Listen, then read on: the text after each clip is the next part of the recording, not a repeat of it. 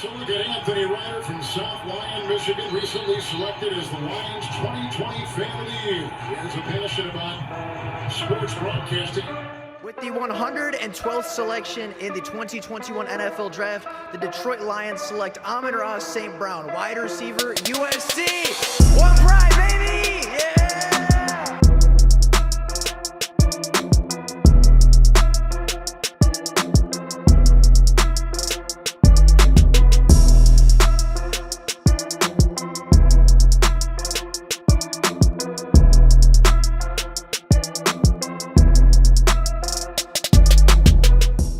What is going on, everybody? Welcome back to another Detroit Lions video. So, the defense was bad again. Yes, the Detroit Lions, despite going out in Week 13 all the way down to Louisiana to defeat the Saints in a 33-28 battle, and despite the Detroit Lions getting back in the win column, their defense still looked really, really bad. And today, we are going to take a look at the defense, yet again, take a look at what went well, because there were some improvements. I will say the defense looked a little bit better in this game. There were some defensive improvements. There were some things to look back on and say, hey, that's a positive building block. But there was also still a lot of really bad. And there was, of course, a lot of the Detroit Lions defense getting beat over and over and over again. And Aaron Glenn's coaching decisions continuing to hurt this team on the defensive side of the ball. So let's look at the game as a whole. The Detroit Lions started out the game really, really hot, but at the end of the day, they still didn't have a very good performance. Against a bottom-ranking Saints offense, they allowed 362 yards,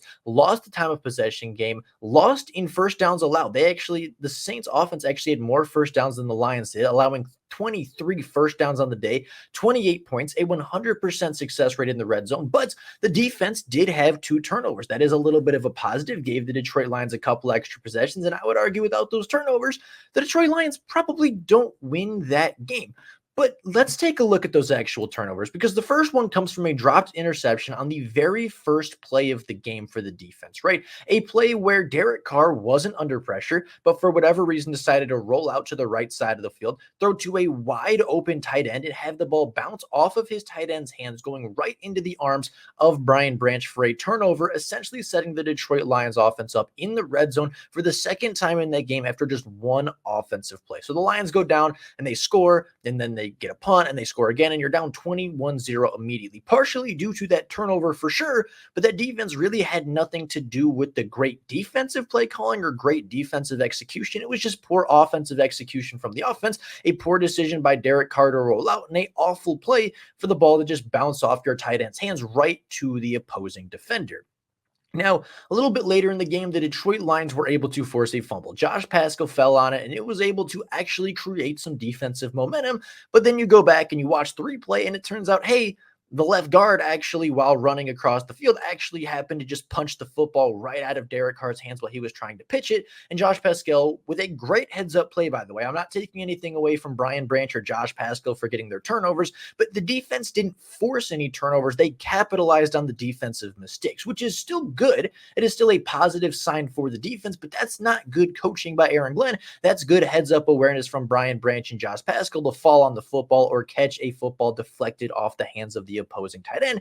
And they did capitalize, and those turnovers did eventually help the defense win the game, or help the offense win, and the Lions take the victory in general. But it wasn't like they really played good defense. They just capitalized on really, really poor offense from the Saints. And they can't count every week on the offensive guard punching the football out of the quarterback's hands, where the tight end's having bricks for hands and being in a decent situation to make a one-handed grab in the opposing red zone. So with that being said, I think the defense really showed 2 major flaws, and I think they have over the last month for a majority of it, that being red zone woes as well as opportunities missed on third down, in particular, 3rd and long, so 3rd and 10, 3rd and 11, or even farther back. Starting off with the red zone production, over the last month of the season, over the last 4 to 5 games, the Detroit Lions have allowed a touchdown percentage in the red zone of 83%. And against the New Orleans Saints, their red zone defense allowed a touchdown 100% of the time, a perfect 4 for 4 in the red zone, after a week ago of the New Orleans Saints going 0 for 5 in the red zone versus the Atlanta Falcons. Now, with that being said, I want to put that number more into perspective because, yeah, you could say, okay, maybe they just had a bad game. Maybe the Saints were just in a bad stretch, or maybe, the Saints just didn't have a good game before and they're actually really, really good. Or maybe the Detroit Lions just have a really, really off day for red zone defense. No.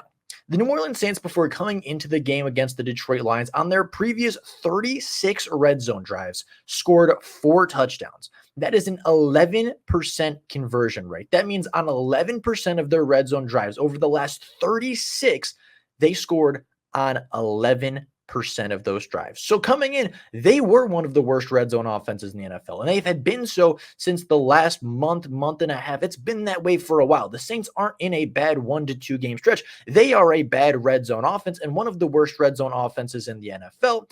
And they come in versus the Detroit Lions, who currently rank as the 31st red zone defense, and they go again a perfect 4 for 4 on Aaron Glenn's defense. That is a coaching problem. That is an issue, not putting your players in positions to succeed. And I would even argue actively putting them in positions where they are going to fail. Again, on the season, the Detroit Lions red zone percentage sits at 71.8%, meaning if the opposing team gets within the red zone, within the 20 yards of the Detroit Lions end zone, they will score 72% of the time. That ranks them 31st in the NFL, only in front of the division rival Chicago Bears. So yes, we're not even the worst in our own division, but we are the second worst team in football at capitalizing in the red zone, and we are the second to worst team in the NFL in preventing touchdowns in between the 20-yard line and the end zone. They are not very good. They are a really, really poor red zone defense. I think they are arguably the worst over the last month or so, although I know the Jacksonville Jaguars are really bad as well over the last month. They are not a very good red zone defense, but I think that's not even the biggest of their problems. I think the biggest of their problems is actually going to come from their third down defense. Over the last 3 games, the Detroit Lions have had 11 chances to get off the field on 3rd and long. Now, 3rd and long technically consists of 3rd and 9 and 3rd and 10, but for the most part, they were major 3rd and longs. They were 3rd and 16, 17, even sometimes 3rd and 21. So what I did is I took every single one of those. Every single time the Detroit Lions got a negative play on a drive and they held their opponents to 3rd and 11 plus, this is the result of what happened. They had 11 chances at this and they've gotten off the field 3 times in the last 3 games. Now, they didn't actually force a 3rd and long versus the Green Bay Packers. So really, this is just primarily versus the Chicago Bears and the New Orleans Saints.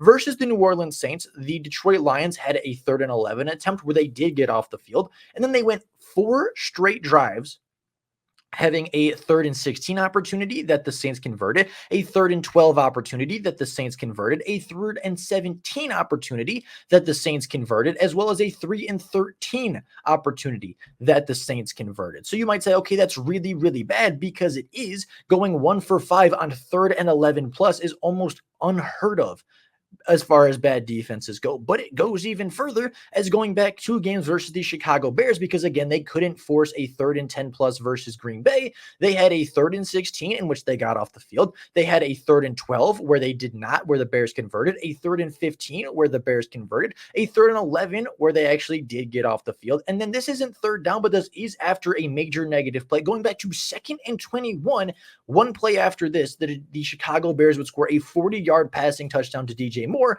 And then again, they had a 3rd and 14 where Justin Fields scrambled for 31 yards to pick up the first down and extend the drive. And by the way, that 3rd and 11 versus the Chicago Bears was actually in the red zone, where they were up by a significant amount of points, where they just wanted to make sure that they were going to get points on the drive. So they decided to run the ball on 3rd and 11. It was a 5-yard pickup, and they kicked the field goal to go up and extend their lead on the Detroit Lions. So in passing opportunities on 3rd and 11 plus, the Detroit Lions are 2 of 10 over the last 2 games, meaning on 3rd and 11 to 3rd and 17, the Detroit Lions get converted on 80% of the time.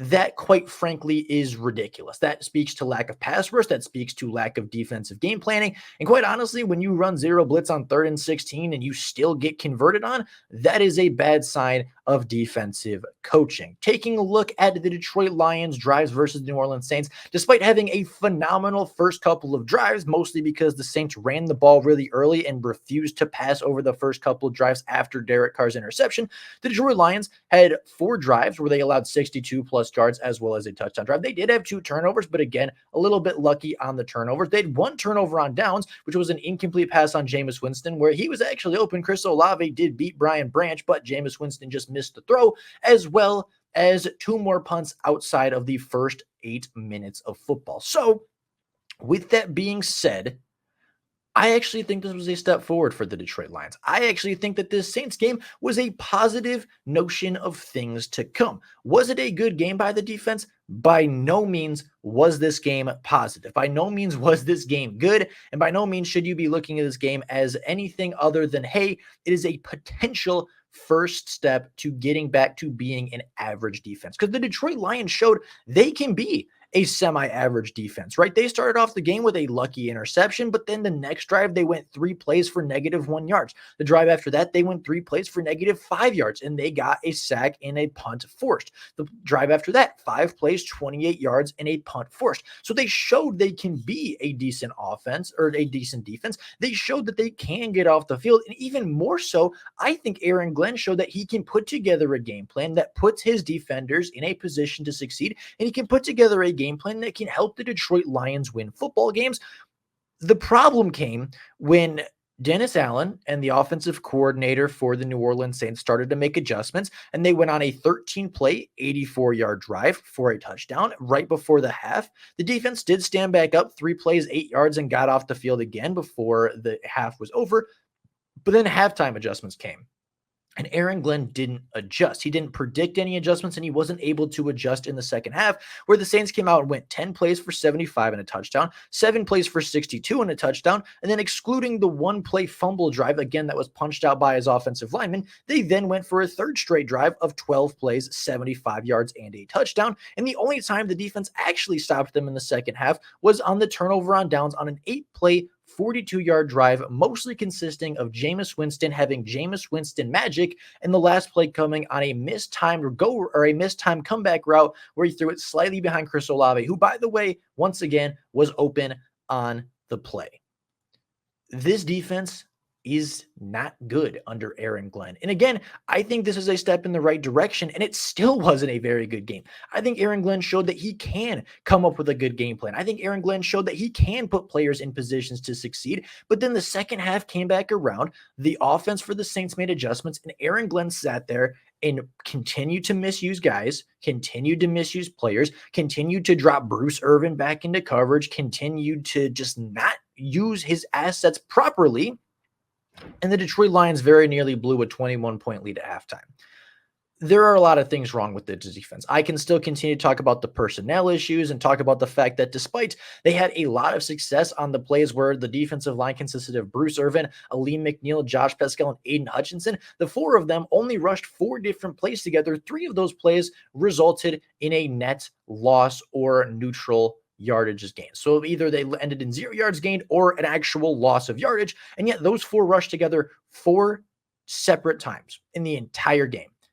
That is pretty unacceptable for Aaron Glenn. The fact that the defense started really well and then all of a sudden fell apart is again a coaching issue by Aaron Glenn. This defense still has some major issues, still has a ton of problems, but once again, I do think this was a step in the right direction. The game planning was significantly better than it was versus the Bears and the Packers over the last 2 weeks. So that's a positive. The turnovers came, and even though they were lucky, they still did capitalize, which tells me there's some talent on defense, and these guys still want to win. They're reacting quick, and they're taking advantage when the offense does make mistakes, which is a good, positive sign. But outside of that, the defense still has a very long way to go. So this week, going into likely a snowy game with some harsh weather, I want to see the defense take another step forward. I want to see all these 3rd and longs stop being converted. If you get to a 3rd and 12, your defense should be getting off the field 100% of the time. If your defense allows a red zone possession, they should not be allowing a touchdown 83% of the time. Your rush defense is elite. Your pass defense is not good, but you do have talent there to take advantage of. Your linebackers have been playing really, really well, despite the fact that Aaron Glenn doesn't actually give them a whole lot of time on the field congruently. This defense has some talent. This defense absolutely showed some life versus the Saints, even though it was very short-lived. So with that being said, I will congratulate Aaron Glenn. I think the defense took at least a small step forward in the right direction, but it's nowhere near good enough, and he still needs to continue to game plan well to start the game, but also show that he can now make adjustments throughout the game to keep that defense playing at a very high level for more than just the 2 to 3 drives to open a game. With all that being said, that's all I got for you guys right now. Let me know down in the comments below how you feel about this. Let me know down in the comments below how you feel about Aaron Glenn, how you feel about the Saints game, and how confident you are going into a Chicago Bears game versus a team that very nearly downed the Detroit Lions just 2 weeks ago. I'm very curious what you guys have to say. But with all that being said, that's all I got for you guys right now. Thank you all so very much for watching. And until next time, and as always, go Lions.